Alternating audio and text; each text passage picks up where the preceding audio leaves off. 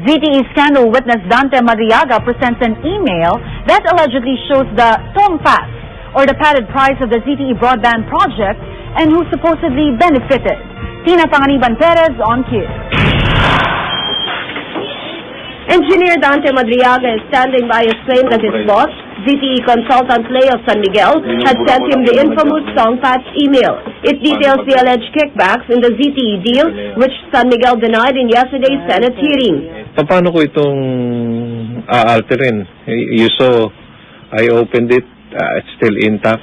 Ganyan yung nung araw, ganyan pa rin ngayon. So, kung merong sinasabi ko nga na kayang mag-alter nito, na hindi ine-export o inalagay sa iba, siguro magaling na hacker yun. The email attachment shows a breakdown of the alleged kickbacks or TONGPAS, a play on the Tagalog word patong, which means a pad on the price. The prices are based on the proposal submitted by Arescom, an American company which has also been interested in the project. ZTE added 20% to Arescom's price. Then another 20% was added for the consortium made up of ZTE and the Filipino Group. Madriaga said the Filipino Group is composed of the first couple, former COMELEC Chairman Benjamin Abalos, Ruben Reyes, Leo San Miguel, and Quirino de la Torre. Another 20% was added, bringing the margin to 60%, which was divided among ZTE, the Filipino Group, and some government officials. Madriaga said the margin for the Filipino Group amounted to $70 million. $35 million allegedly went to the first couple and a few government officials. $20 million allegedly was for Abalos, while $10 million allegedly went to Ruben Reyes. San Miguel and De La Torre allegedly got $2.5 million each. Madriaga prepared this document to show how they jacked up the contract price.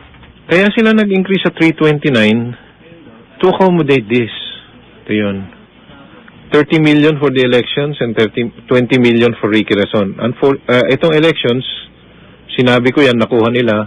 Itong para kay Ricky Razon, hindi yan nabigay. Siya na ang parang magbo-broker o maglalakad para to ensure success kasi wala na si FG dyan.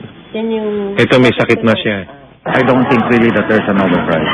Based on my own technical assessment of things, comparing it on the official pricing, it's fair.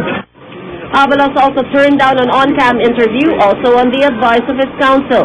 But in a telephone interview, he maintained his innocence and pointed out that even ZTE has denied bribing for the NBN project. The first couples also denying the allegation. Reyes, De La Torre, and Razon remain unavailable for comment. Tina Panganiban Perez reporting on cue.